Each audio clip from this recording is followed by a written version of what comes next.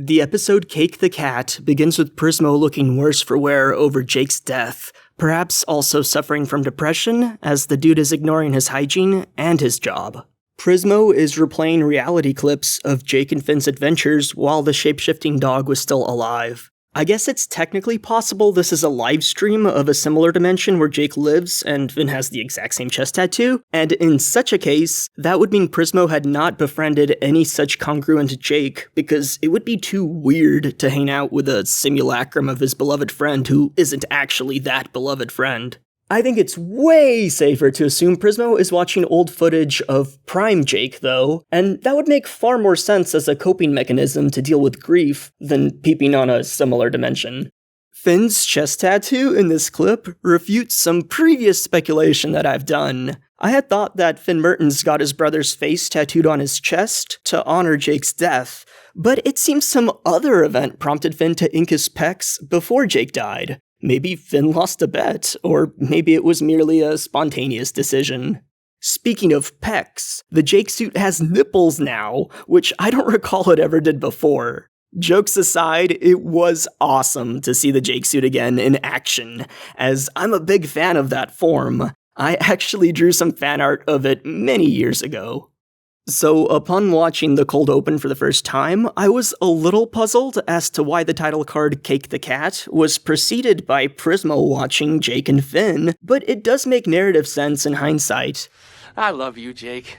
Finn's love for Jake is meant to be likened to Fiona's love for Cake, and this parallel is part of what makes Prismo decide to help Fionna and Cake in episode 4 rather than allow them to be incinerated. So while the transition to the title card is more jarring than in the previous episodes, it makes more sense in the context of the following episode. After being furikuri'd to the Land of Ooo, Cake behaves like a cat in a new location and lets all those anxieties loose about things being different than they were, and it's very amusing and highly accurate to real-life felines. Then again, that grape-faced Fionna lookalike would probably spook a human in Cake's place, too. The detail in the streets of the human city that I'm sure made the eyes of many other viewers widen was seeing a Minerva bot. Are you lost? We did see Finn's mom at the end of Come Along With Me on a monitor on the ships that were arriving to Ooo, but it's nice to get confirmation that she can actually control the Minerva bots from across the ocean. I assume the body of Minerva and the computer systems that maintain her mainframe brain interface remains on Founders Island. If the population of the human city outgrows the number of humans on the islands, I could maybe see a reason for Minerva to try and relocate her body and operating system, but I think ripping out all those components and crossing such a vast distance is too big a risk for her to ever attempt, assuming such a relocation is even possible. The human city floating high in the air above the Land of Ooo might be to isolate the humans from the magical dangers and monsters that might dwell below, but I think it's also possible the city is elevated to make establishing a satellite connection, or whatever kind of uplink it is, to Founders Island easier, thus allowing uninterrupted interfacing with the Minerva bots across the ocean. Including a Minerva bot was a really fun detail, and I could not help but think of the kinds of conversations Finn might have had with his mom over the years. So back to Cake the Cat, she leaps off the human city by mistake and survives with some help from the tree canopy cushioning her fall. This is actually not as far-fetched or cartoony as it seems, since cats are expert fallers, and some lucky felines have been documented to survive falls off of skyscrapers with only minor injuries. Cats are actually more likely to survive a really high fall, around 30 meters and up, than a fall from half that height. As Cake becomes more acclimated to the niceties of Ooo, she reacquires her urge to kill! I wonder if the ice thing hadn't coincidentally flown over Cake, would she have myrtled that squirrel? By the way, if you had asked me which minor character was going to get like a third of an episode dedicated to them in the Fionna and Cake series, I would not have said that squirrel from the season 5 episode Up a Tree. In the tree, part of the tree. In the tree! Part of the tree. In the current time, 12 years after the finale Come Along With Me, the squirrel is profiting off the same cursed apples he force-fed Finn way back in the day.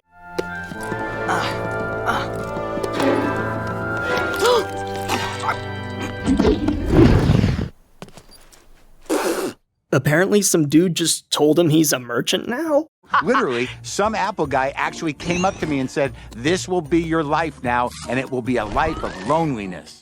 Something else that I would have never saw coming was the voice that we all associate with Cake actually being from the voice setting for cats on the vocal translator caller.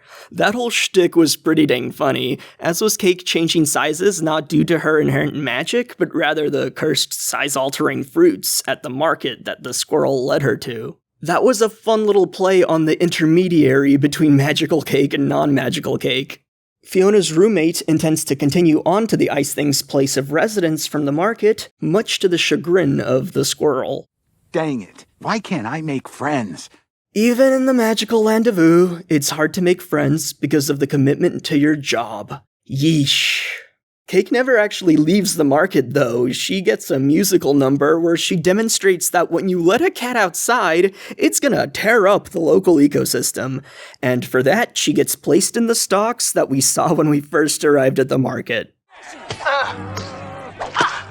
One detail that should have extremely important ramifications for the future is that Cake turned Hot Dog Night number 7 into a regular old non-magical hot dog. Is this an ability that's going to potentially mess with the fabric of reality? Are Fionna and Cake even going to be able to control this power to defend themselves with it as they hop across dimensions? And to ponder on episode 4 a little bit, if Simon actually does become the Ice King, could this power be what reverts him back afterward?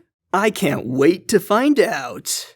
Getting back to Fionna, I have to mention that scene with the wine in the brown bag because it made me chortle really hard, and that was something Adventure Time could definitely not get away with before.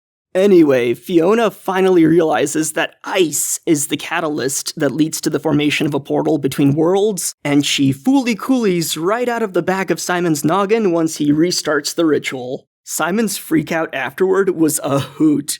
You did this, you goose! Is that what you wanted? This was my last chance to see her! Upon her arrival in Ooo, Fionna gets a fried evil goose to the face. What a welcome from a pissed off Simon. The person who helps Fionna reunite with her roommate is the little girl from episode 2 named Astrid. I did not think she was going to reappear again, and the fact that we learn her name makes me think this might not be the last we see of her. In my intro breakdown video, I thought this short person running might be Babby Finn, or just Yun Finn, but a lot of people left comments that they thought this person was actually Astrid. I had dismissed the possibility because the ears are like Finn's hat, and not the rabbit variety like Astrid's former hat, which she gave to Fionna, but I guess this could potentially be Astrid if she does somehow end up wearing a Finn-like hat for some reason. The episode concludes with Fionna beating up all the peeps at the market with a flagpole. She even knocks out children that weren't doing anything. Fionna, behind you! Yeah! And after that beatdown, Prismo beams the both of them up into the time room. I enjoyed this episode, but it definitely lacks the feeling of your socks being blown off, which episodes 1, 2, and 4 packed plenty of. This was mostly one of those in-between episodes that connects and paves the way for future developments, but a lot of screen time was also spent on Cake and the Squirrel doing hijinks, and these are plenty fun, but they pale in comparison to all the exciting developments that occurred before and after. I don't want to go as far as saying some of the Cake and Squirrel stuff felt like fluff. It's just that on a relative scale, it's hard not to have this episode come off as a tad lackluster when it's surrounded by such friggin' amazing episodes. If you missed my reviews of the amazing episode 1 and 2, go check those out, and I hope you join me in my review of the next episode, Prismo the Wishmaster. See ya then.